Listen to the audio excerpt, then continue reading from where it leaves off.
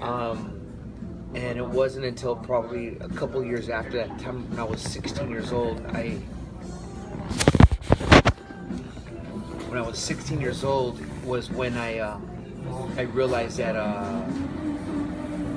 the use of the drugs, the cocaine especially, would take away the sense of loneliness, the sense of being lost, empty, even the sense of being hurt, and it would just disappear, So then it was. I can say that by the time I was about 16 years old is when I would use drugs because it would make me just escape, all those issues that I had going on emotionally in me, because there was a lot of hurt and a lot of pain from my childhood that I was dealing with. So, when the first time you got locked up, was it like a sense of accomplishment, or did you have some regret in you, like thinking, why did I do this? Why am I in this situation? Yeah, the first time I got locked up, it was, I don't want to be here. I was afraid, I was scared, because I've never been in there before.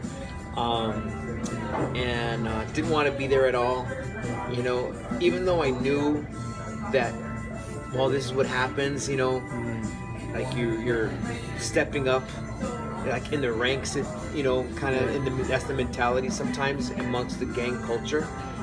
And so,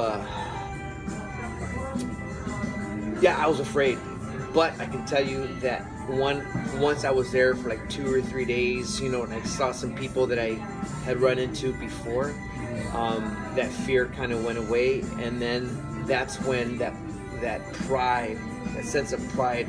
And when I'm talking about pride, I'm not talking about pride in a good way. I'm talking about a prideful, arrogant, and just that pride began to take over, and that's a bad thing. Yeah, like a machismo. Machismo, if you will. Yeah, I can do this, and this is gonna make a name for myself. Out in the streets where, I thought it meant something when it really didn't. It was just, it's all a lie.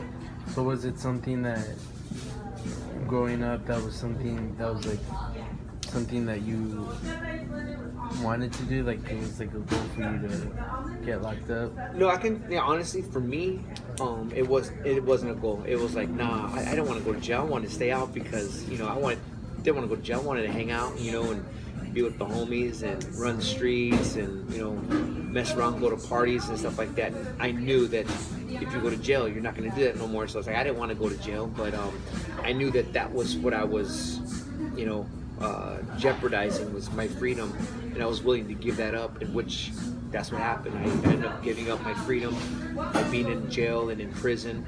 I was in jail and prison for a total of just over 5 years, 5.5 years. I was in the jail system. So was there, while you're involved with the gangs, what can you say that was, at that time, was the most enjoyable part about being a part of it? I think the most enjoyable part of that is just the sense of belonging. Your homeboys and your homegirls, they become like family.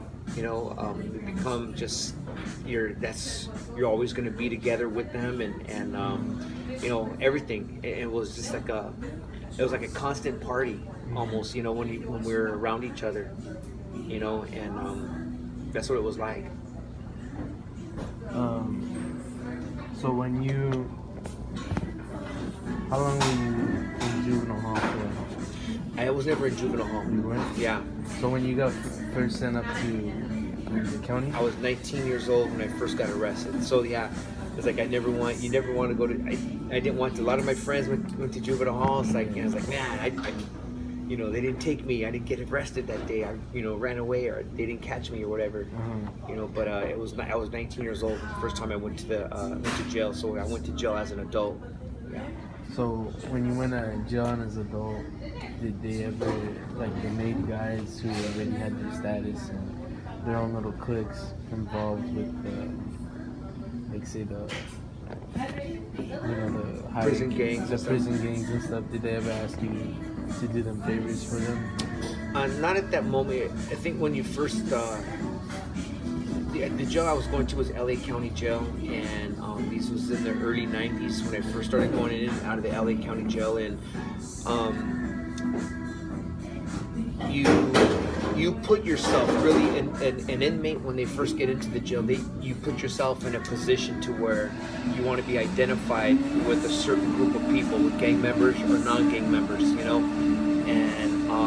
and obviously that's what I did. I put myself in that position to where I wanted to be identified as gang members, as a gang member, and so at that point you kind of just get to know who's there from your area and from your neighborhood and everything, and eventually that's what's going to happen, because violent things do happen in the jail. When you put yourself in that environment, it's going to happen. And so there was a lot of expectation, not just for me but for everybody that identified with the gang life, to engage in some kind of violent activity, whether it was a riot or jumping somebody or doing something violently towards another person.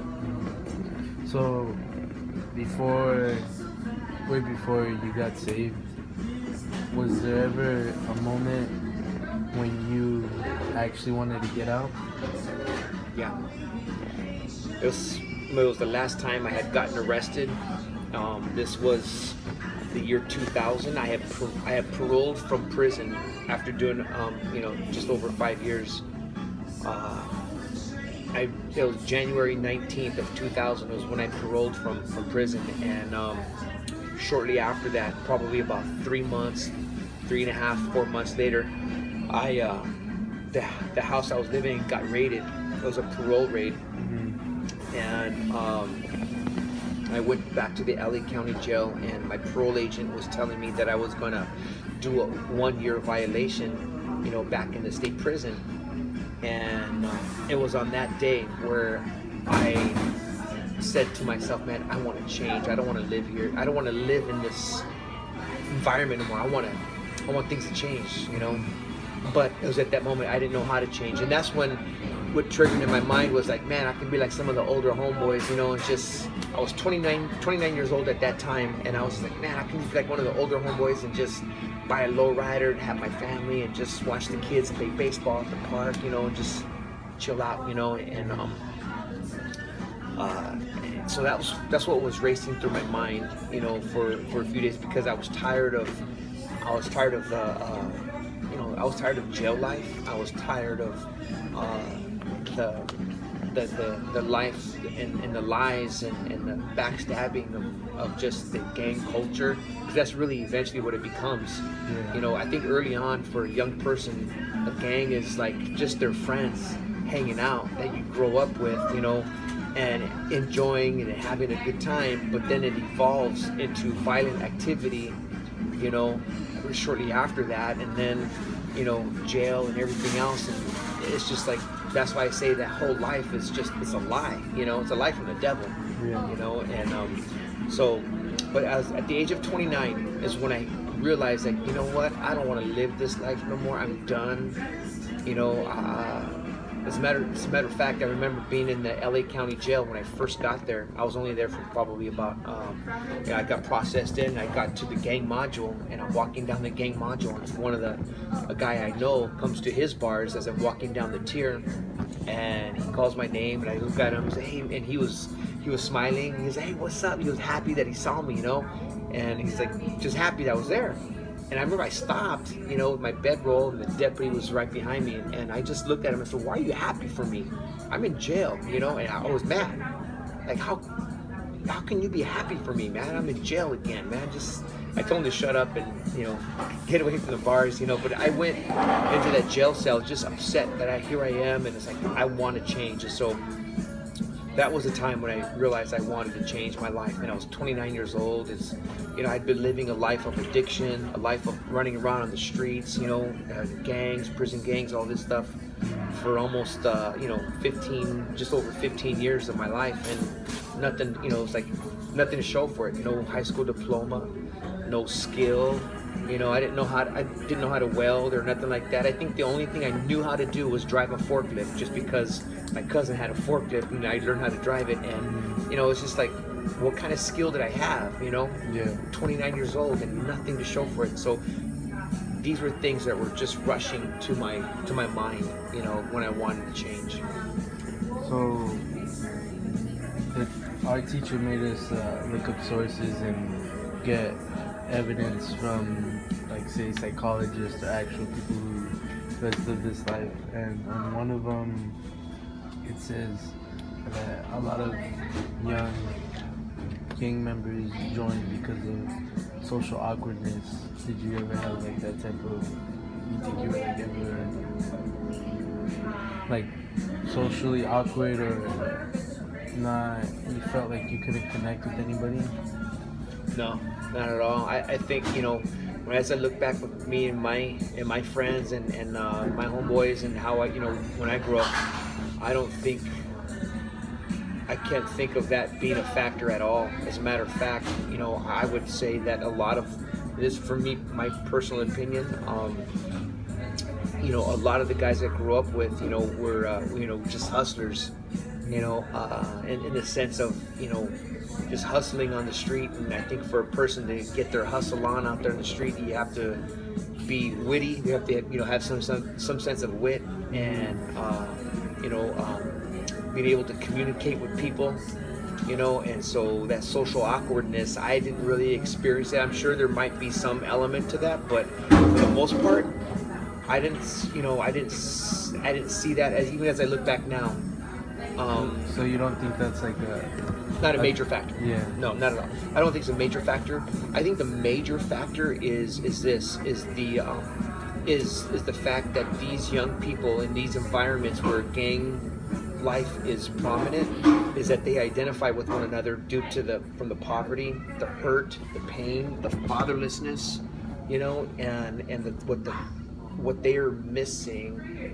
Again, a gang life or that culture, that environment, you know, is appealing to a young person. Says, well, that's what I'm searching for, you know. And there's something exciting about that kind of a gang life, you know. And so I think the common factor for most kids is that they're able to identify with one another because of the hurt, the pain, the poverty, and they all live in that same kind of, you know, that same block, you know, or those same projects. Yeah. So do you think